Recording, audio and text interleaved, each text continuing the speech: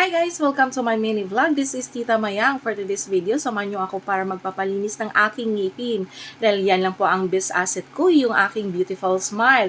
So, kailangan talaga natin ng self-care dahil wala nang nag-aalaga sa atin dahil may inalagaan na siyang iba. Charot! Ito yung oral clinic na pinuntahan ko guys, silang nag-aalaga sa aking ngipin. Bago ako nag-take ng video, nag-ask muna ako ng permission sa mga staff at sa doktor kung pwede ba ako makakuha ng video sa loob ng facility. At pinayagan tayo, basta lang hindi makuha ang kanilang mukha. Ayan, sinabihan na nila ako, magmugmug na daw ako para umpisahan na ang paglilinis ng aking ngipin. Bago sinimulan ang paglilinis ng aking ngipin, sinicheck muna ng doktor kung may mga sira akong ngipin.